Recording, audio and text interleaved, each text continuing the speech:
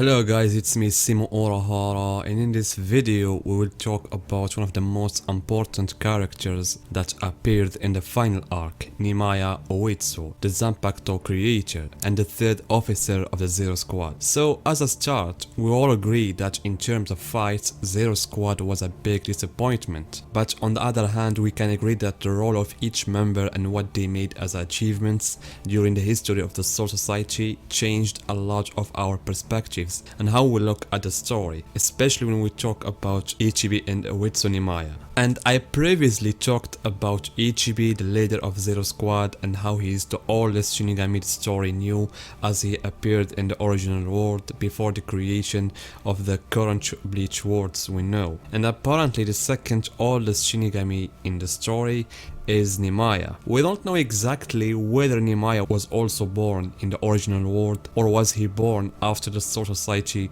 was created, but for sure the relationship of Ichibi and Nimaya is not the same as the relationship with the rest of the Zero Squad members, because Kyurenji, Shuchara and Hikofuni are characters who joined the Zero Squad during the past 1000 years, but Ichibi and Nimaya have known each other for a long time and together experienced several incidents that occurred in the Soul Society. And as I said, we don't have any evidence to tell us when Oitsu appeared in the story, but it's certain that his role was associated with Soul Society. Nimaya may have been born in the Soul Society at a time when the Shinigami were not yet fighting using the Zanpakuto. Even Tsurugi itself was in a different shape than what we know now. So at that time many unusual incidents took place, and one of those incidents, the attack of Ikamoko Domoy on Soul Society. And at that time Yamamoto was still young, and the battle against Ikamoko Domoy ended with him being defeated by Ichibi and Nimaya, and this confirms, as I said, the strong relationship between these two. Anyway, what's important is that Nimaya couldn't turn Ikamoko Domoy into a full Asauchi, because at that time the Shinigami were still in an early stage of making Asauchi, and this may indicate that Nimaya is not the only person who invented the Asauchi, but rather it was a collective project. It may have been Nimaya who came up with the basic idea and then worked with a special team on making the first Asauchi, and at a certain period of time Nimaya began making Asauchi, and at first he gave it to a small group of Shinigami, maybe the strong ones like Yamamoto and his friends. And what we should take into account is that this whole process of Zanpakuto couldn't have done without the help of Ichibi. It's like an integrative process. Yes, it's true that Nimaya was the creator of the Asauchi, but it was Ichibi who gave the Asauchi the name Zanpakuto, and to be more accurate, a nameless Zanpakuto. And later when a Shinigami takes an Asauchi and reflects his soul essence in it, it becomes his own Zanpakuto. And as we know, Ichibi told Renji he knows all the names of the Zanpakuto of the Shinigami, and he named the first release of Zanpakuto Shikai and the second release Bankai.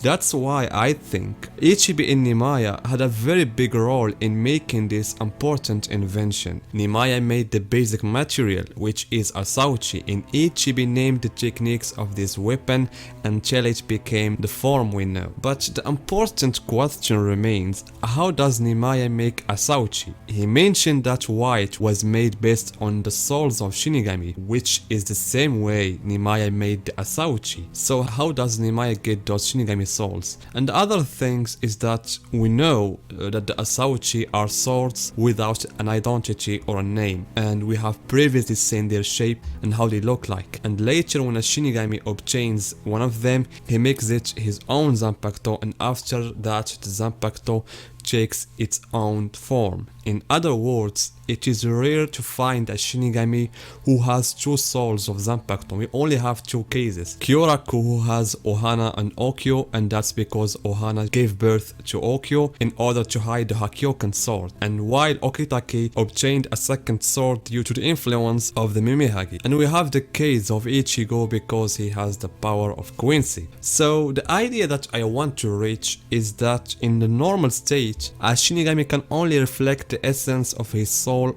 on one Asauchi and thus obtain one Zanpakuto. But Nimaya, as we have seen, owns a palace full of female Zanpakuto. I mean, not even Asauchi, but real Zanpakuto. And he has a special guards of Zanpakuto. What's more, he even has male Zanpakuto working at the back of the palace, and Kobo has mentioned that in one of his sketches in the volume 59. And so, how he did that? Did he distribute part of his soul to many Asauchi and thus turn them into a group of his Zanpakuto, or something else? Because those Zanpakuto, whether female or male, are not normal. What we know is that the Zanpakuto can only be seen by its owner, but in Nimaya's case, he made them visible to all, and this gave us an idea that what we know about Nimaya and the Zanpakuto remain a little compared to what's not discovered yet. But according to the last data book 13 Blades, it was mentioned that the Zanpakuto of Nimaya is Sayafushi, and we all saw how powerful this Zanpakuto was. Just by one swing he caught all of the elite guards. But in my personal opinion, Nimaya is still able to use all kind of Zanpakuto without the need for a personal Zanpakuto. And the clear example of that is Sayafushi was chosen by Nimaya because he did not find a sheath for it and therefore decided to use it personally. Unfortunately, Kobo, when it comes to fight, he ruined the Zero Squad members. For example, Nimaya, I think if he had a real fight with someone, I think he will be able to use several types of Zanpakuto in one fight. I find it like Tokinada Zanpakuto in Rakuten. Its ability can copy other Zanpakuto abilities that it's seen before. However, in the case of Nimaya, he will be able to summon and use several kind of Zanpakuto, whether in the form of swords or human form. In the novel, when Tokinada took advantage of the defeat of the Zero Squad and the fall of Royal Palace, he attacked the Zanpakuto in Holding Palace using Inrakyutin abilities and fought against them, which means that the Zanpakuto can by themselves fight, like we saw in the arc of Zanpakuto, the arc filler. And I should also point out that Kobo previously stated that Nimaya was one of the characters he designed a long time ago, and also one of the jokes about Nimaya is that Hikofune comes sometimes to his palace to see the male Zanpakuto, and she complains about the fact that he always put them at the back of the palace. In the end, guys, Nimaya remains one of the important characters in the story of Bleach, and he has a long history that we know little about, especially in what era he appeared and how did he came up with the idea of inventing Asauchi and other things. So guys, what do you think about Nimaya? Tell me in the comments and see you in my next video.